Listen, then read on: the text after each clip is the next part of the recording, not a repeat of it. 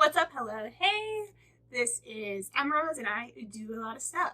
I'm a writer and artist, and here on this channel I talk about building and sustaining a creative life, and this is a bonus video because I just felt like filming it. I am going to do the AUTHORTUBE newbie tag today. Now, my channel isn't exactly new. I've had it for almost a year now. It's coming right up on my anniversary, but for some reason when I started out I was very shy about talking about my writing. But this tag is just so cute. I follow many AUTHORTubers, and I recently went back and watched some of the videos of them just starting out, and it gave me so many feelings. So I'm creating this today with that in mind. I'm gonna pop around. There are two versions of this tag, the original, which is by Jenna, the dark one, and then there's a 2.0 version created by Jenna Streety. Those are the same person. Oh my gosh. Okay, so she created two tags. Excuse me. I'm gonna hop back and forth and pick my favorite questions from each of them. First of all, how did you find out about AUTHORTUBE? This past year I've been trying to learn a ton about publishing, so I've been seeking out various videos and podcasts. Definitely binged Alexa Dunn's entire video library, so that's where I kind of found out about it. What genres do you write in? I am definitely a fantasy writer. I like writing mostly low fantasy, but kind of with heavy world building elements. So it might be high fantasy, but like take out the fae and the royalty for the most part.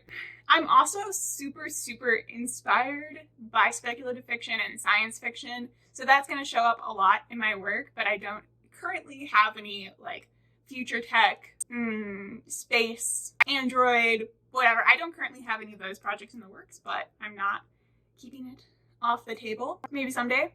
What is your preferred writing tense, point of view, and category of story?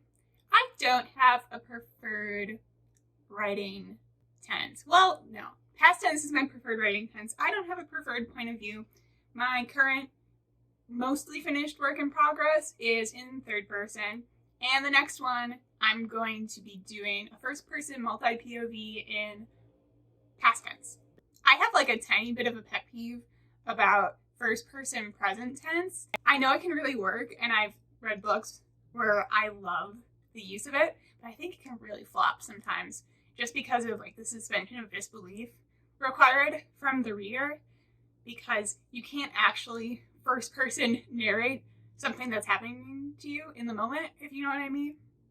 Yeah, I'm definitely a YA writer these days, but my characters are typically on the older end of YA, and I'm really focused on like coming of age stories right now. So I do think there's a strong possibility of me moving into the adult space at some point.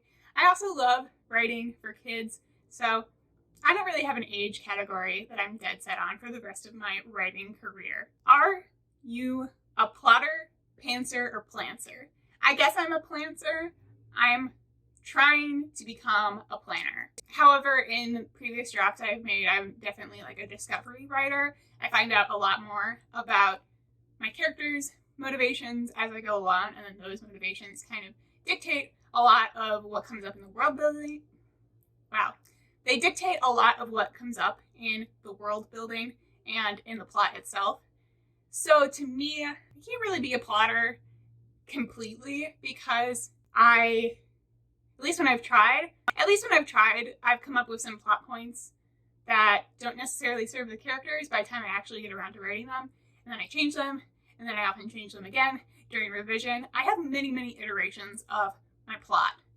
So I don't think I've ever really successfully planned it from the beginning. What's your book's pitch? My quick pitch for my current YA fantasy novel is Sapphic Shapeshifters at Sea.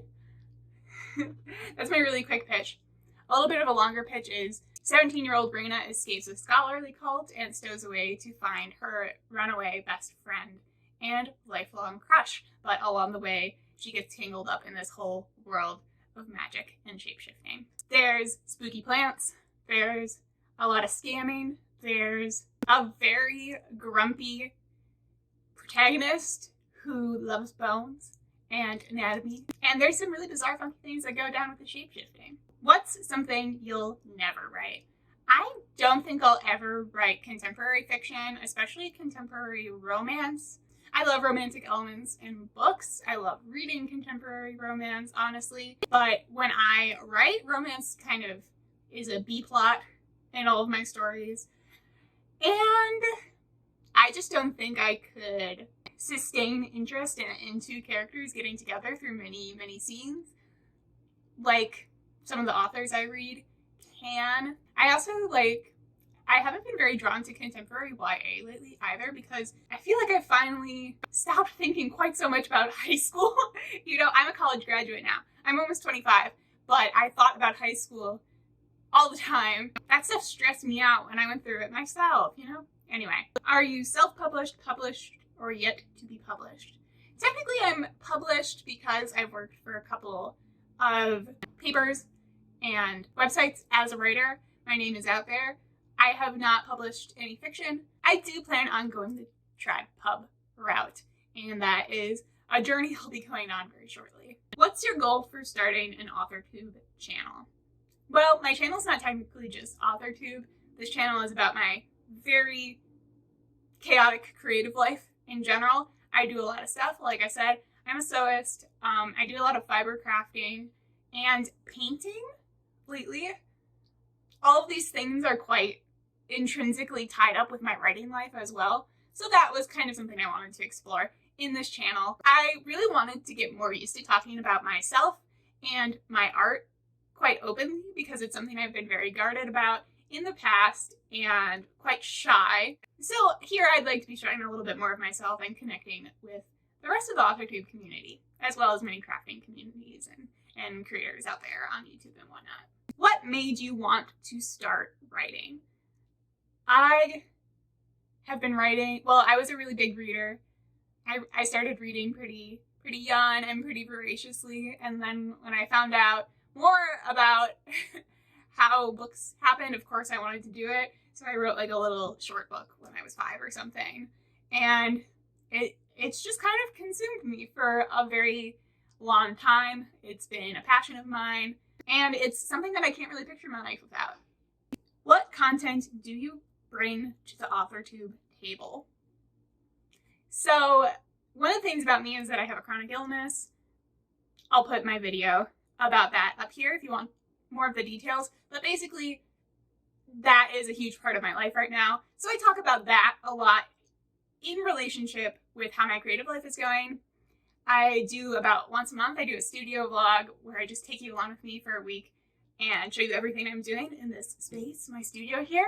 I also, I do some draw with me's, I do some chatty videos, work in progress in chat, and occasionally video essays that are just like gnawing at my brain, different ideas that I want to talk about in a long form in kind of a nuanced way. Occasionally I do make like tip videos, but they're mostly in the context of me trying something out and then suggesting it to you as a tip.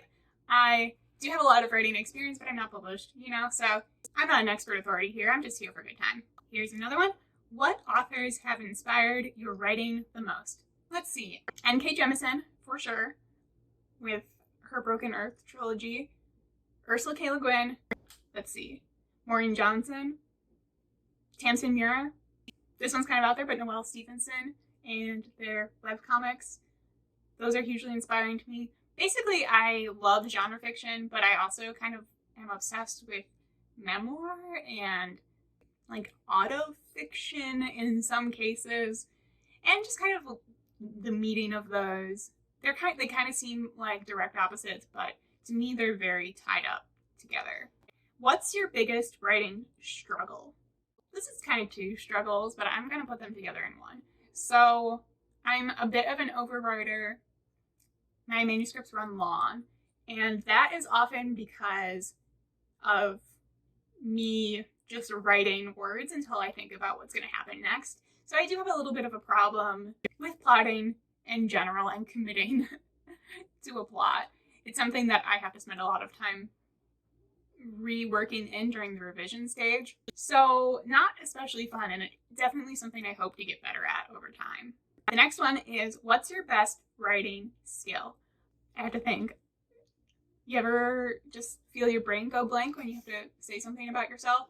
My best writing skill, I think, is my world building. I'm obsessed with social world building, of kind of speculative dynamics within my fantasy worlds. So basically, what if our life was a little bit different in this way or that way?